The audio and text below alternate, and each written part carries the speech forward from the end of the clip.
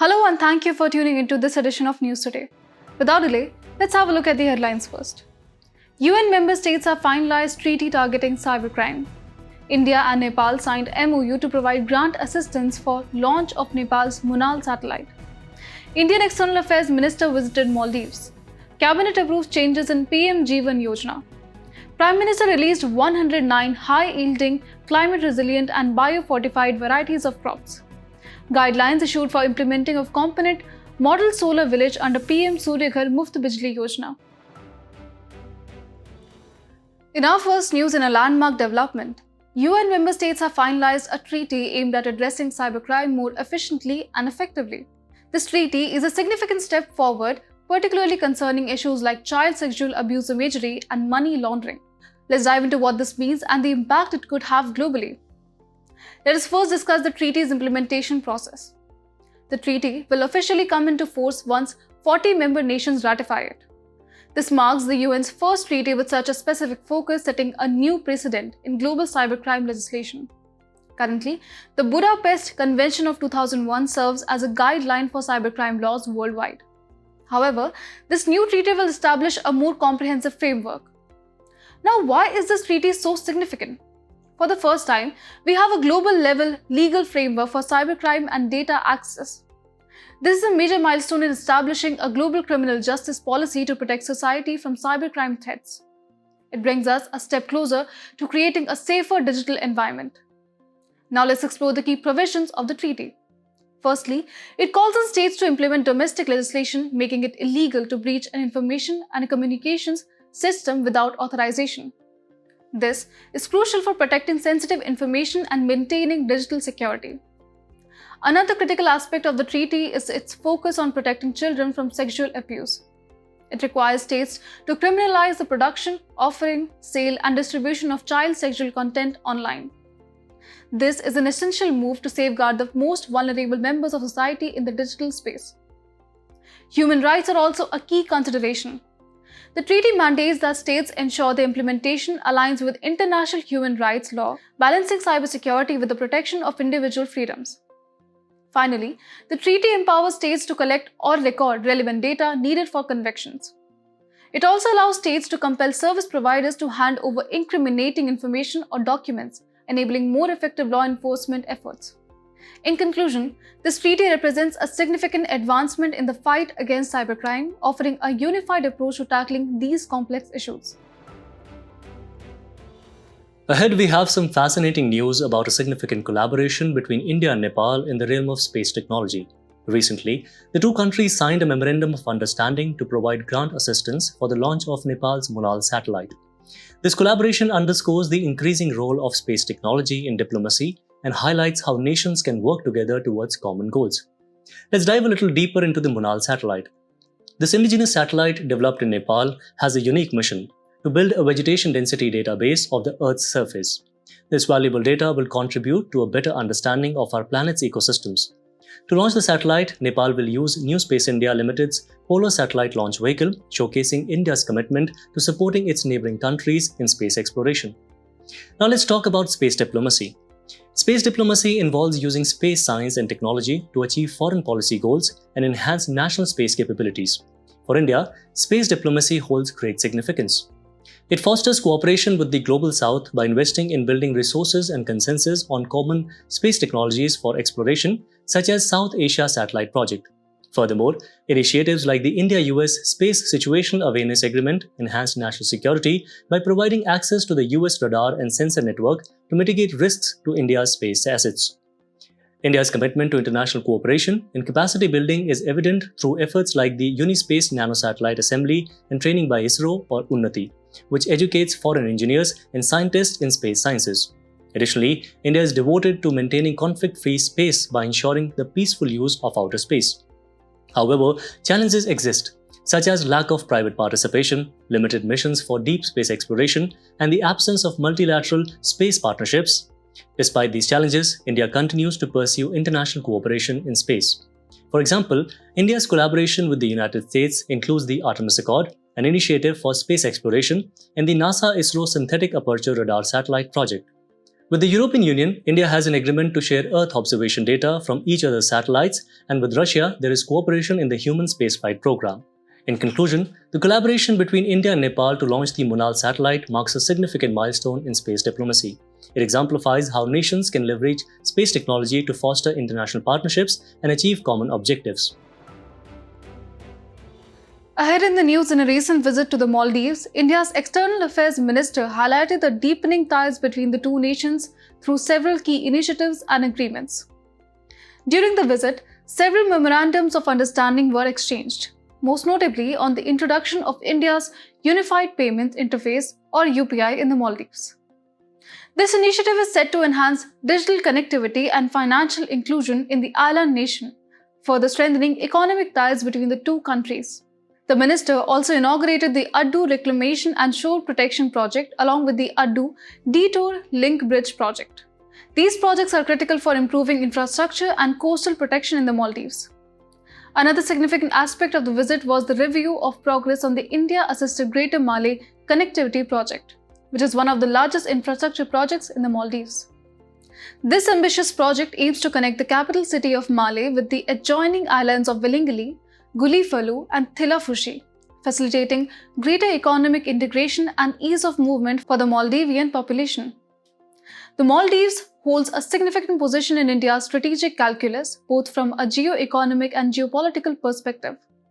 Geographically, the Maldives is situated along major sea lines of communication in the Arabian Sea, through which 50% of India's external trade and 80% of its energy imports pass. Geopolitically, the Maldives is crucial for maintaining peace, stability, and prosperity in the Indian Ocean region. It plays a pivotal role in India's vision Sagar, which stands for security and growth for all in the region. Moreover, the Maldives is a key partner in India's Neighbourhood First policy, which emphasizes strengthening relations with neighbouring countries. Defence cooperation between India and the Maldives is another important aspect of their relationship, encompassing joint military exercise like Exercise Equivalent and collaboration on maritime domain awareness. Historically, the two countries share deep ethnic, linguistic, cultural and religious ties which have further strengthened their bond over the years. However, the relationship is not without its challenges. The increasing presence of China in the Maldives, exemplified by projects like the construction of the Sena-Malay Bridge and military assistance agreements, poses a strategic concern for India.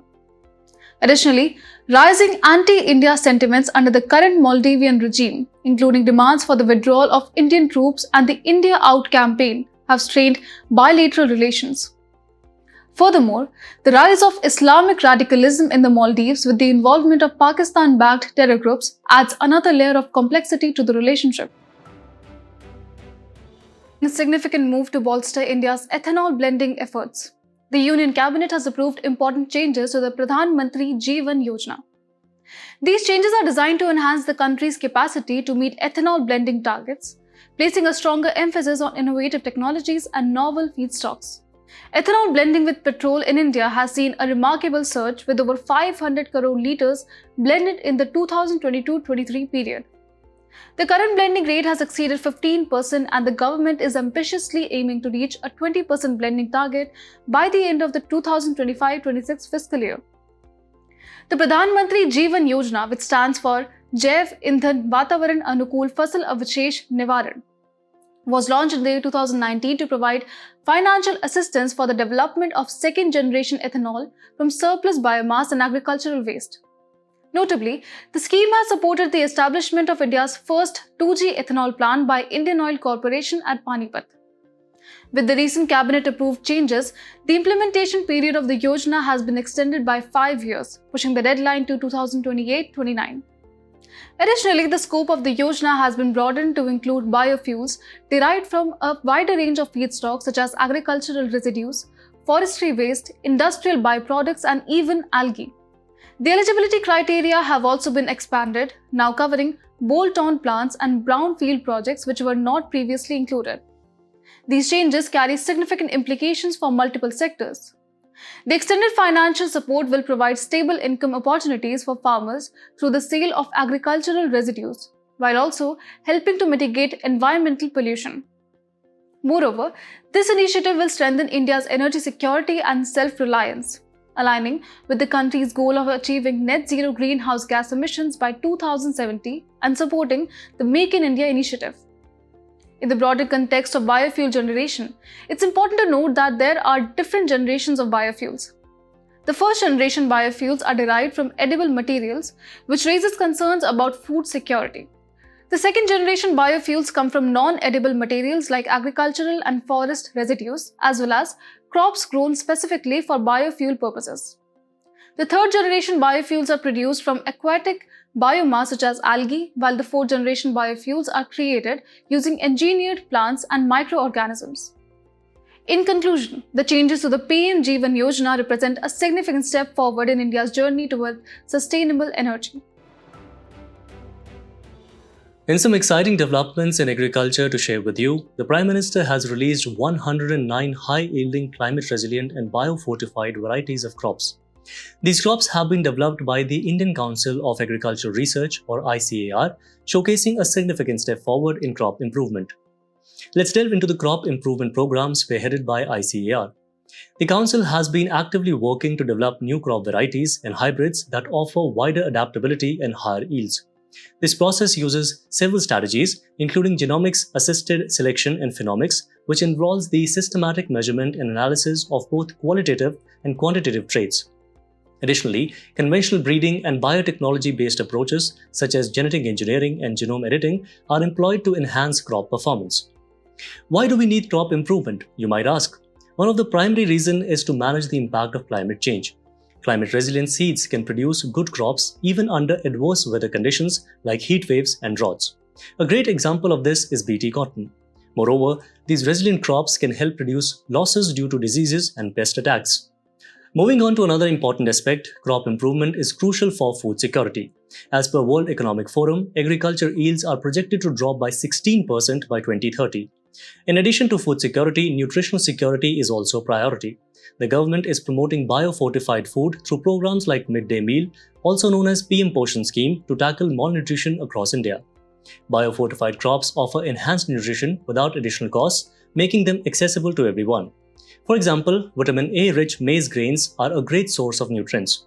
Furthermore, high-yielding and adaptable crop varieties contribute to rising farmers' income by increasing agricultural productivity and profitability. Now let's talk about biofortification.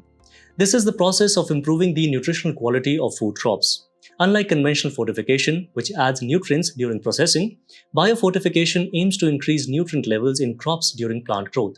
For instance, iron and zinc-rich wheat grains are an example of biofortified crops that offer better nutrition straight from the field. Complementing this, the Lab to Land program promotes transfer of improved technology developed by agricultural universities and research institutions to farmers. In conclusion, these 109 new crop varieties represent a significant advancement in the field of agriculture.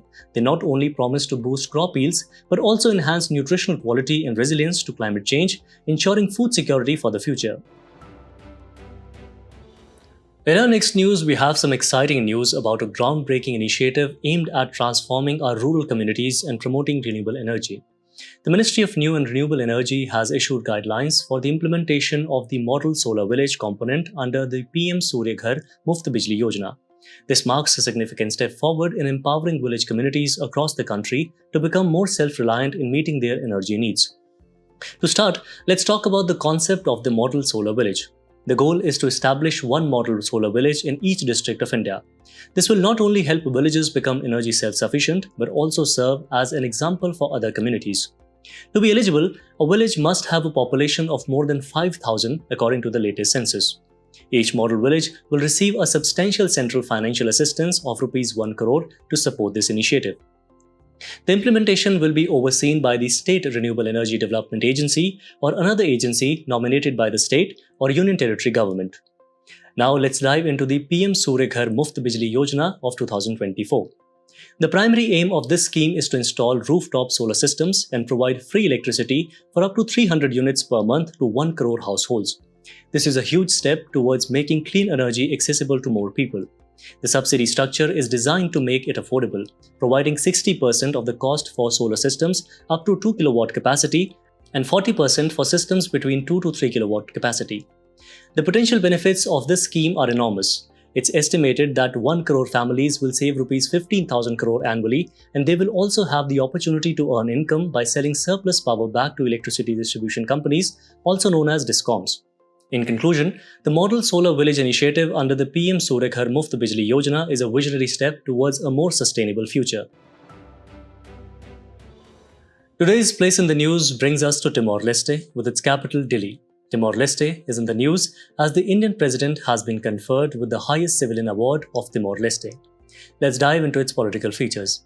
It is an island country of Southeast Asia. It occupies the eastern half of the island of Timor, the small nearby islands. Due to its location, it is also referred to as East Timor. It is bounded by Timor Sea in the southeast, Wetter Strait in the north, Ombai Strait in the northwest, and Western Timor to southwest. Geographically, its highest point is Mount Tatamailu. As we conclude today's main news, let's have a look at some quick updates. Exercise Udar Shakti is a joint air exercise of India and Malaysia. Neel Kuranji has been included on the International Union for Conservation of Nature or IUCN official red list of threatened species under the vulnerable category. It is a shrub known for massive blooming every 12 years. It experiences single reproductive episode before death. Central Plantation Crops Research Institute issued an advisory to control Kol Rog or fruit rot disease in areca nut plantations. Areca nut is located in parts of Karnataka that is the largest producer, Kerala, Assam, Meghalaya, West Bengal and Andaman and Nicobar Islands. Japan issues its first ever mega-quake advisory on the Nankai Trough in Japan's southwest Pacific coast. Megaquakes are earthquakes with the magnitude greater than 8. The Nankai Trough is an underwater subduction zone where the Eurasian plate collides with the Philippine Sea plate. Expedition team under the aegis of the Ministry of Defence unfurled the Indian national flag atop Uhuru summit of Kilimanjaro. Kilimanjaro is the highest peak that is 5,895 meters of Africa, located in Tanzania. Reports have claimed that the United States wanted to establish a military base in St. Martin's Island of Bangladesh. St. Martin's Island is a small coral island located in the northeastern part of the Bay of Bengal. Irrational use of antibiotics is associated with dysbiosis. Dysbiosis refers to an imbalance of microbial species and a reduction in microbial diversity within certain bodily microbiomes. The Perseid meteor shower started in July and peaked recently. Perseid meteors are debris left behind by the comet Swift-Tuttle. Meteorite shower is a celestial event in which several meteors hit Earth's atmosphere over a short period.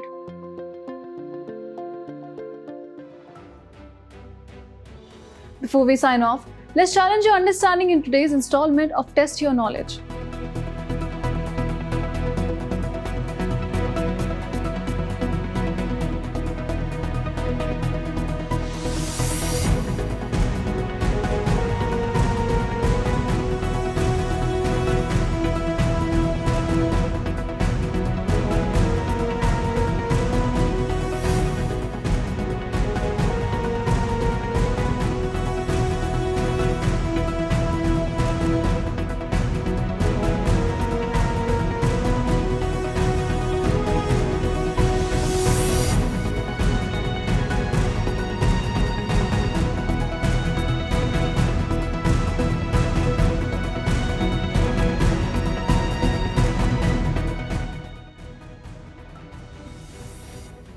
Thank you for joining us. We hope you found this episode of News Today engaging. For the solution to the quiz and to access the PDF version of News Today, remember to visit the provided links in the description below.